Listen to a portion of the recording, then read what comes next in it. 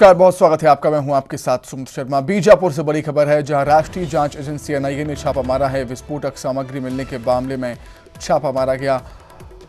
Drone और प्रतिबंधित lathe machine मिलने के मामले में छापा मारा गया है। जून जुलाई में मिली विस्फोटक मामले में कार्रवाई हुई है। तेलंगाना छत्तीसगढ़ में मिली थी विस्फोटक सामग्री। बीजापुर तेलंगाना में 5 जगहों पर कार्रवाई हुई है। एनआईए ने कार्रवाई की है। ड्रोन और प्रतिबंधित लेथ मशीन मिलने के मामले में छापा मारा है एनआईए की टीम ने। जून जुलाई में विस्फोटक सामग्री मिलने का ये मामला था और उसी मामले में कार्रवाई हुई है। तेलंगाना छत्तीसगढ़ में मिली थी विस्फोटक सामग्री। बीजापुर और तेलंगाना में 5 जगहों पर कार्रवाई की है एनआईए की टीम ने। बीजापुर से बड़ी खबर आपको बता रहे हैं, जहां पर राष्ट्रीय जांच एजेंसी एनआईए ने छापा मारा है। विस्फोटक सामग्री मिलने के मामले में ये कार्रवाई हुई है। ड्रोन और प्रतिबंधित लेथ मशीन मिलने के मामले में छापा मारा है और तेलंगाना छत्तीसगढ़ में मिली थी विस्फोटक सामग्री। बीजापुर तेलंगाना में 5 जगहों पर कार्रवाई की है एनआईए की टीम ने। बिलासपुर से खबर है, 3 लाख की साड़ियां जब्त हुई हैं। जांच के दौरान 3 लाख की साड़ियां बरामद हुई। जूनापाड़ा पुलिस को कार में साड़ियां मिली हैं। वाहन मालिक ने साड़ियों की जानकारी नहीं दी है। विधानसभा को देखते हुए पुलिस चेकिंग कर रही है, विधानसभा चुनाव को देखते हुए, और चेकिंग के दौरान कार में मिली हैं 3 लाख की साड़ियां। जो कार सवार थे, जो साड़ियों को लेकर जा रहे थे, वो इसके बारे में कोई जानकारी नहीं दे पाए, इसकी दस्तावेज कागजात नहीं दिखा पाए। 3 लाख की साड़ियां जब्त कर ली हैं पुलिस ने। जांच के दौरान 3 लाख की साड़ियां मिली हैं। जूनापाड़ा पुलिस को कार में साड़ियां मिली। वाहन मालिक ने साड़ियों की जानकारी नहीं दी। विधानसभा चुनाव को देखते हुए पुलिस सघन चेकिंग अभियान चला रही है और चेकिंग के दौरान ही कार में 3 लाख की साड़ियां मिली हैं पुलिस को। एक तरफ छत्तीसगढ़ में बढ़ते अपराध को लेकर राजधानी रायपुर में बीजेपी ने राजभवन तक मार्च किया और राज्यपाल से कानून व्यवस्था को लेकर सरकार की शिकायत की। वहीं दूसरी तरफ जशपुर में बीजेपी महिला मोर्चा और बीजेपी युवा मोर्चा के कार्यकर्ताओं ने 2 विधायकों के खिलाफ हल्ला बोला है। बीजेपी महिला मोर्चा ने विधायक विनय भगत के आवास पर प्रदर्शन किया, जहां दलनगरी वाटरफॉल पर हुए गैंगरेप के विरोध में जमकर नारेबाजी की। वहीं बीजेपी युवा मोर्चा के कार्यकर्ताओं ने संसदीय सचिव और कुनकुरी से विधायक यूडी मिंज के खिलाफ धरना प्रदर्शन किया। देखिए, हम लोग घेराव करने में मजबूर हो गए हैं। दोनों विधायक के कार्यालय पे घेराव करने में इसलिए मजबूर हो गए हैं क्योंकि शिक्षक दिवस के पहले ही दिन एक बहन का दुष्कर्म किया जाता है। आज तक अपराधी ये लोग अपराधी को खोज नहीं पाए हैं, गिरफ्तार नहीं किए हैं। इतना सुंदर झरना, हजारों लोग रोज आ रहा है, वहाँ दर्शन कर रहा है, ऐसे पवित्र स्थान पर, और इस प्रकार से बलात्कार करना ये बर्दाश्त की परे है। शिमला में अरे जन्माष्टमी मनाने नहीं दे रहा है लोग, और विधायक पहले से आदमी भेज करके वहां लोगों को सिखा। जशपुर के दंगरी गैंग रेप और कुनकुरी विधानसभा में जन्माष्टमी मनाने से रोके जाने को लेकर जशपुर भाजपा जो है आज बड़ा प्रदर्शन कर रही है और जशपुर और कुनकुरी विधायकों का घेराव करने के लिए भाजपा निकली हुई है। तस्वीरों में देखिए कि यहाँ पर किस तरीके से भाजपा के जो कार्यकर्ता हैं वो जशपुर विधायक के निवास के घेराव के लिए निकले हैं। और मैं आपको बताऊं कि जशपुर और कुनकुरी दोनों जगहों पर आज विधायक के आवास का घेराव किया जा रहा है। रायगढ़ लोकसभा की सांसद है, हम उनसे बात करते हैं और जानते हैं आखिर कि क्या मुद्दे हैं जिनको लेकर आप घेराव करने के लिए निकले हैं। आप घेराव करने के लिए निकली हैं, यहाँ पर किस तरीके से विरोध प्रदर्शन? देखिए, जिस तरह से छत्तीसगढ़ की कांग्रेस सरकार और स्थानीय जशपुर जिला के विधायक, कांग्रेस के विधायक लोग जिस तरह से लड़कियों को बलात्कार करते हैं, बलात्कारियों को संरक्षण देने का काम करते हैं, यहाँ के विधायक लोग जो हमारे सनातनी हैं, जन्माष्टमी मनाने वाला हमारे हिंदू भाइयों को मना करने वाले ये जनप्रतिनिधि हैं, कांग्रेस के विधायक लोग हैं। ये जशपुर के जितने भी हमारे सनातनी हैं, महिलाएं हैं, आदिवासी महिलाएं हैं, इनको शोषण करवा रहे हैं, इन्हीं के संरक्षण में सारा काम हो रहा है। इसी का विरोध को लेकर के आज हम लोग विधायक का निवास को घेराव करने के लिए आए। बिल्कुल, तो आप देख सकते हैं ये रायगढ़ लोकसभा की सांसद गोमती साय थी और यहाँ पर जो है विधायक के आवास का घेराव करने के लिए भाजपा कार्यकर्ता पहुंच चुके हैं। तस्वीरों में देखिए किस तरीके से यहाँ पर जो है बैरिकेडिंग की गई है और जो लोग हैं यहाँ पर भाजपा के कार्यकर्ता हैं, महिला मोर्चा के नेतृत्व में जो है यहाँ पर पहुंची हैं भाजपा की कार्यकर्ता है और देखिए यहाँ पर बैरिकेडिंग की गई है और बैरिकेडिंग को तोड़कर यहाँ पर जो है भाजपा की महिला कार्यकर्ता जो है आगे बढ़ना चाह रही है, लेकिन यहाँ पुलिस की चाक चौबंद व्यवस्था की वजह से यहाँ पर जो है महिला कार्यकर्ता जो है उस बैरिकेडिंग को पार नहीं कर पा रही हैं और लगातार जो है यहाँ पर जो नारेबाजी कर रही है भाजपा की जो कार्यकर्ता हैं।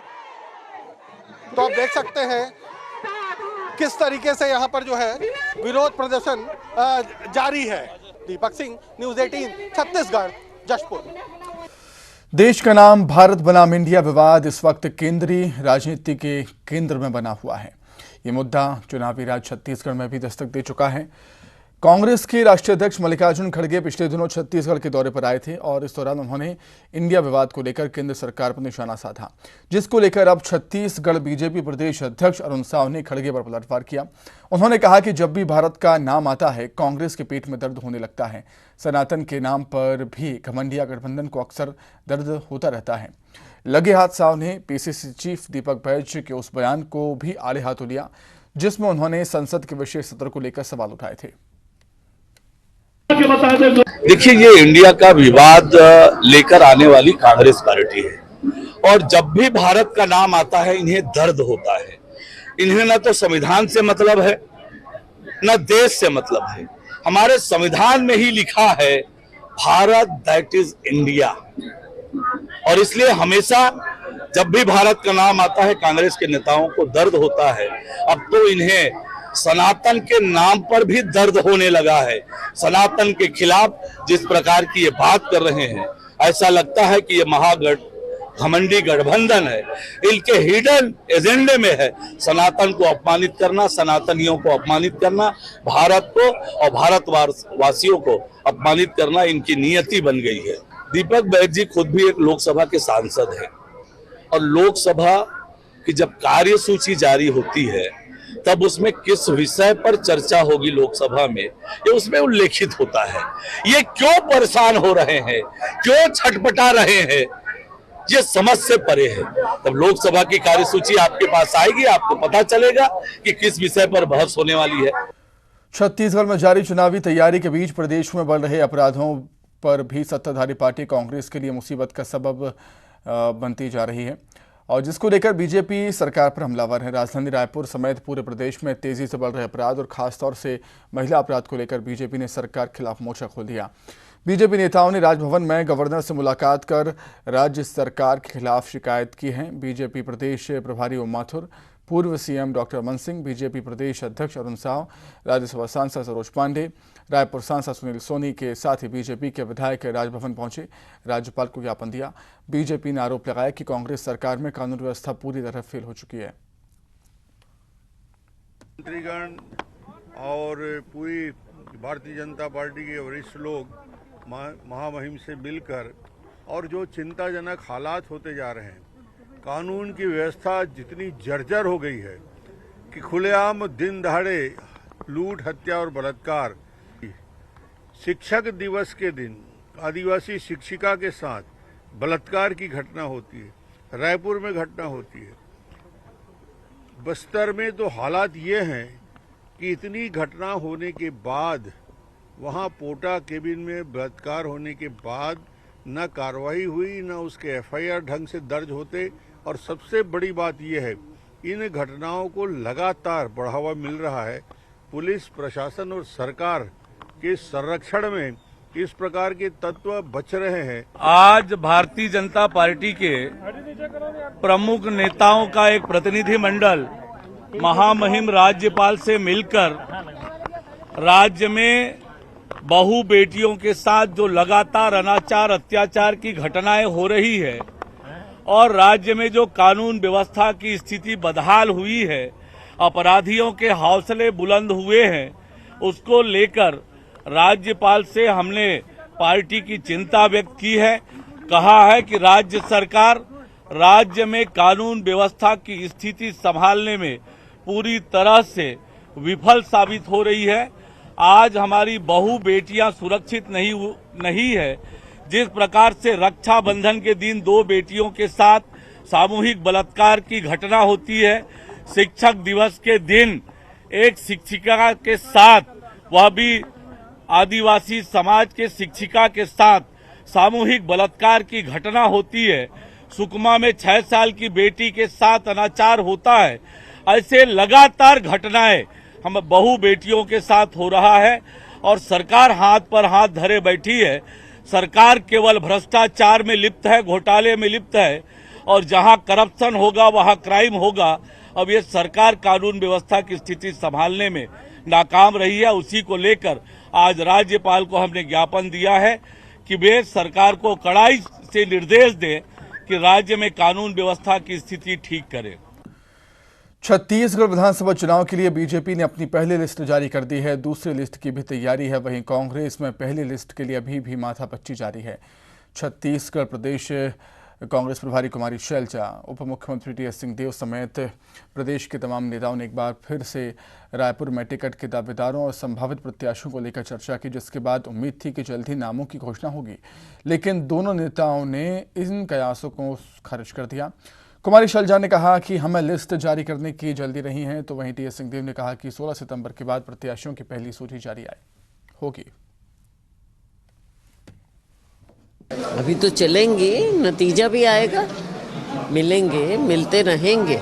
एक बार की बात नहीं, मैंने आपको शुरू में भी कहा था, ये कई मीटिंग होती हैं, कई पहलू होते हैं, उन सबको डिस्कस किया जाता है। जनरल डायरेक्शन भी होती हैं जो हमारे स्क्रीनिंग कमेटी से मिली हैं, तो उसके मुताबिक भी और पार्टी का एक सिस्टम जो है उसके मुताबिक सभी सीटों पर डिस्कशन करके, लोगों की बातें सुनकर, सर्वे रिपोर्ट्स देखकर, इन सभी बातों को देखकर बार बार डिस्कशन होता है। गाइडलाइन हम लोग को मिला और गाइडलाइन में माननीय अजय माकन जी ने उन बातों को रखा कि एक तो जो डॉकेट तैयार होगा वो सी के परफॉर्मा के अनुरूप होना चाहिए। ये सुनिश्चित कर लें कि जो वहाँ पर मांग आती है, जो वहाँ का फॉर्मेट है, उस हिसाब से जरूर देख लें अनिवार्य रूप से। और जब पीसी की प्रक्रिया पूरी हो जाएगी 90 की 90 सीटों पे, फिर स्क्रीनिंग कमेटी की बैठक।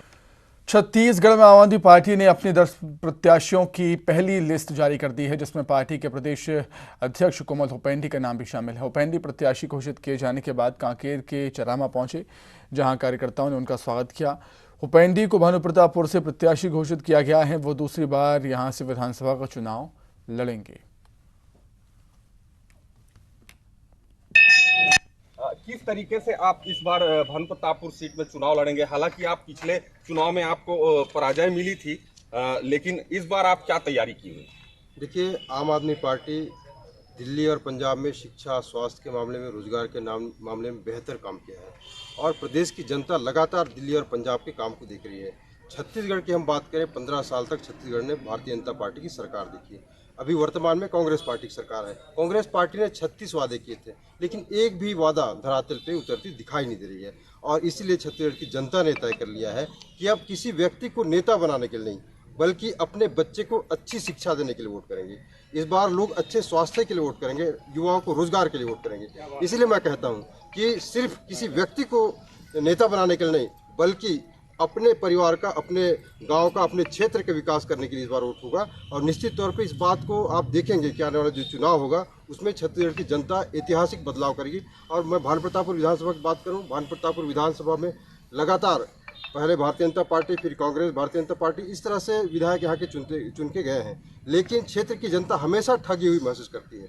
अभी पूर्व विधायक जो स्वर्गीय मनोज मंडावी जी की उनकी पत्नी सावित्री मंडावी जी विधायक हैं, इन्होंने भी बहुत सारे वादे किए थे, लेकिन उपचुनाव में बम्पर जीत के बाद भी अब तक कोई काम उन्होंने करके नहीं दिखाया। चाहे भानुप्रतापपुर जिला बनाने की बात हो, चाहे स्कूलों की बेहतरी की बात हो, चाहे अस्पतालों की बेहतरी की बात हो, किसी मामले में उन्होंने कोई अच्छा काम नहीं किया। इसीलिए इस क्षेत्र की जनता बदलाव चाहती है और आप निश्चित रूप से देखेंगे ये जो मुझे उम्मीदवारी मिली है सिर्फ मेरी नहीं बल्कि आम आदमी पार्टी के एक एक कार्यकर्ता की उम्मीदवारी है और इस क्षेत्र की जनता चुनाव लड़ेगी। आम आदमी पार्टी कार्यकर्ता मात्र नहीं लड़ेंगे, इस क्षेत्र की जनता चुनाव लड़ेगी और जनता इस बार जीतेगी। और इनको पूरा विश्वास है कि इस बार जो है छत्तीसगढ़ में आम आदमी पार्टी जो है अपनी सरकार बनाएगी। खेमनारायण शर्मा, न्यूज 18 कांकेर। छत्तीसगढ़ में एक नए सीजन में धान खरीदी की घोषणा कर दी गई है और प्रदेश में 1 नवंबर से धान की खरीदी होगी। मंत्रिमंडल उप समिति की बैठक में फैसला लिया गया। इस बार 1,25,00,000 मीट्रिक टन धान खरीदी का लक्ष्य रखा गया है।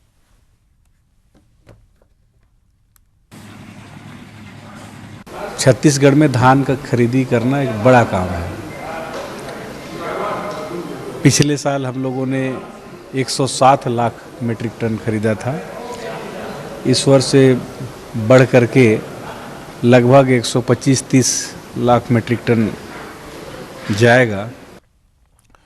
अंबिकापुर में बीजेपी सांसद विजय बघेल ने कृषि मंत्री रविंद्र चौबे पतंज के साथ 3600 रुपये क्विंटल धान खरीदी के रविंद्र चौबे के बयान पर सांसद विजय बघेल ने कहा कि झूठ बोलना रविंद्र चौबे का काम है, वो 5000 क्विंटल भी बोल सकते हैं। उन्होंने कहा कि प्रदेश में किसान कितना प्रताड़ित है ये कृषि मंत्री को पता ही नहीं।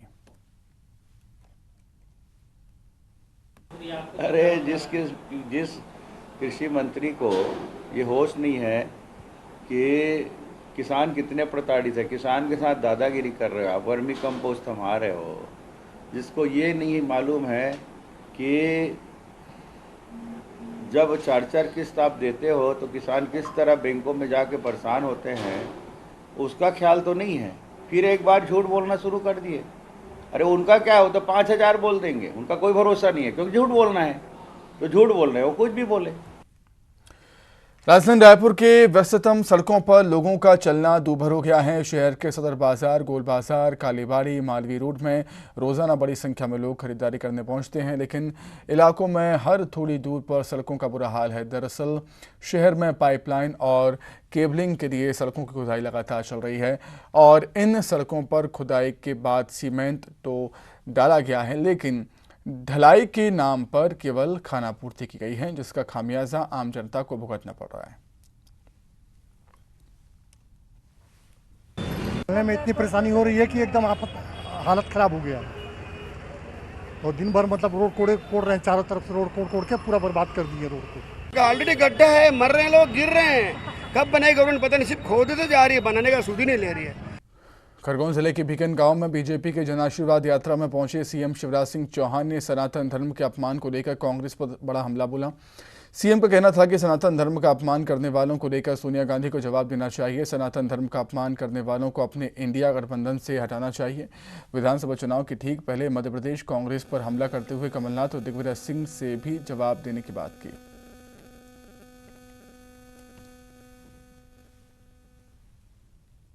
तो उज्ज्वला की सूची तो है, उनके खाते में भी डाल रहा हूं पैसा। 450 से ज्यादा जो आए हैं वो गैस कंपनी को देके तुम्हारे खाते में डलवाऊंगा, वापिस करूंगा।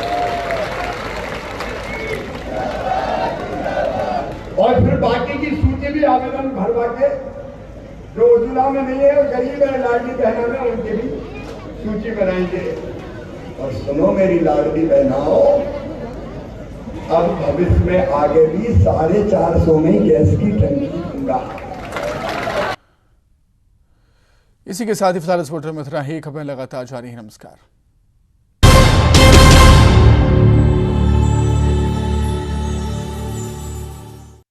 सेहत की किसी को बरवानी में नेशनल हाईवे 3 पर